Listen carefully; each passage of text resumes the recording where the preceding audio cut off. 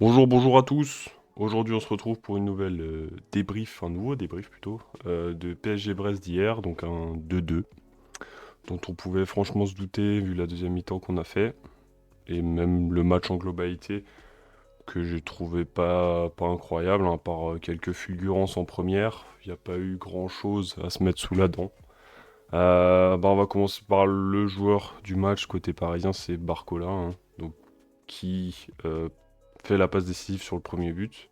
Donc la passe décisive de fou, hein. Après Asensio la termine bien.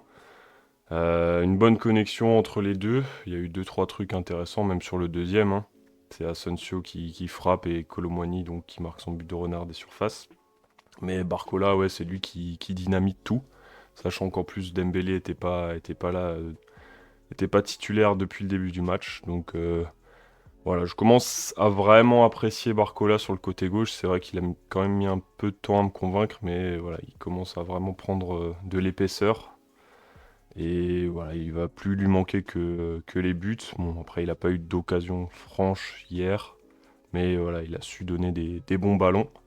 Il prend un carton rouge en toute fin de match. Son premier jaune, il n'y a pas faute, hein. C'est Lesmelo qui frappe dans le sol. Et après, voilà, donc il s'énerve par frustration, il met un coup de latte à un Brestois. Voilà, donc carton rouge, donc il y aura pas de Barcola vendredi prochain contre Strasbourg. Sinon, on a Zahir Emery qui est toujours sacrifié, hein, à droite en attendant qu'Hakimi revienne. C'est un petit peu casse-couille parce que je pense qu'il a beaucoup mieux à apporter au milieu, mais bon, ça je l'ai déjà dit, donc on va pas y revenir 25 ans.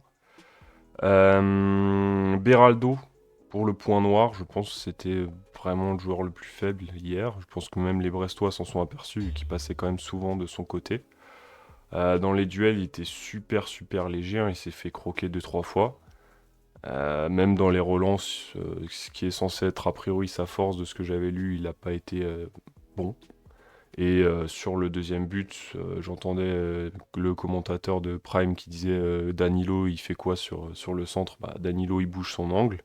Et t'as les deux au centre qui sont Beraldo et Ruiz, qui sont complètement à l'ouest, qui voient même pas Pereira à l'âge arriver. Et Beraldo, il est pas dans le move, donc moi je l'enfonce pas, hein. Je lui souhaite que de réussir. Il a que 20 ans. C'est son quoi, troisième match, et là c'était son plus gros match, hein. C'était le plus gros match qu'il ait fait depuis qu'il est arrivé, mais je l'ai trouvé assez faiblard, même si voilà, il joue à gauche dans une défense à 3 hybride avec Zaire Emery qui revient. Mais voilà, Beraldo, j'ai trouvé trop léger hier. Et voilà, ça, je trouve que ça s'est quand même vu. Danilo, pour le coup, il dévie le ballon sur le but. Après, ça reste comme lui le boss derrière, même si, voilà, à un moment, quand tout le monde fait des bêtises autour de toi, tu peux pas tout rattraper.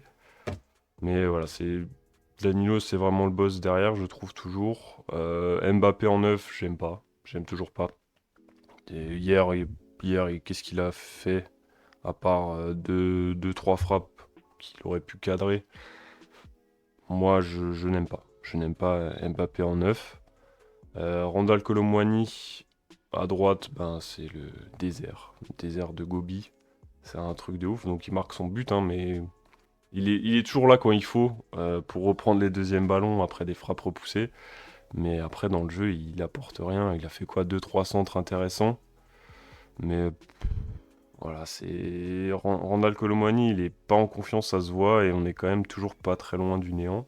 Donc là, il y a son but pour le sauver, mais quand on voit sa prestation en globalité, c'est pas bon, c'est pas bon, c'est pas bon. Et même ça se voit peut-être un peu sur sa gueule parce que il a pas l'air très heureux en ce moment. Bon, en espérant que ça aille mieux. Mais voilà. Qu'est-ce que je disais à Mbappé, si on peut reparler d'Mbappé? En plus d'être inoffensif, il a une attitude qui est moyenne, hein, avec les joueurs déjà au match aller quand il chambre tout le stade de Brest, alors que il devrait tellement passer au-dessus de ça. Mais voilà, après les Brestois, hein, c'est pas des poètes, hein, c'est même des gros bourrins. On l'a encore vu hier. Mais voilà, mec, t'es Kylian Mbappé, t'es un des meilleurs joueurs du monde.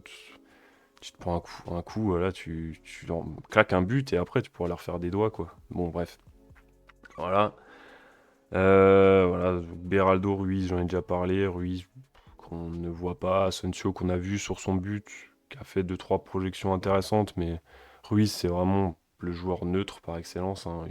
Il est là sans être là, un peu comme Solaire, hein. Vraiment, les deux arrivent pas à passer un cap, à se montrer vraiment. Voilà, donc ça casse un peu les couilles ce 2-2.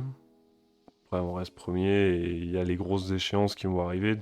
Hier, hein, il a fait tourner un peu, hein, Dembélé, Marquinhos, c'était pas titulaire notamment. Hakimi encore à la canne, donc bon. Voilà, c'est. Après, quand tu mènes 2-0 à la mi-temps, c'est pas possible que ça se passe comme ça normalement, donc c'est un petit peu fatigant. Voilà, maintenant il reste à les taper en Coupe de France, voilà, pour les tuer, parce que Brest, c'est vrai qu'ils. J'aime pas trop leur comportement non plus, mais bon, bref, voilà, c'est pas une équipe que j'apprécie grandement cette année. Voilà, enfin, quand on les a joués, ça a toujours été des salopards, donc j'espère les tuer en Coupe de France. Et on verra vendredi prochain contre Strasbourg ce qui va se passer, et puis la Ligue des Champions approche à grands pas. Voilà, donc c'est fini pour aujourd'hui. Gros bisous, à bientôt. Ciao ciao.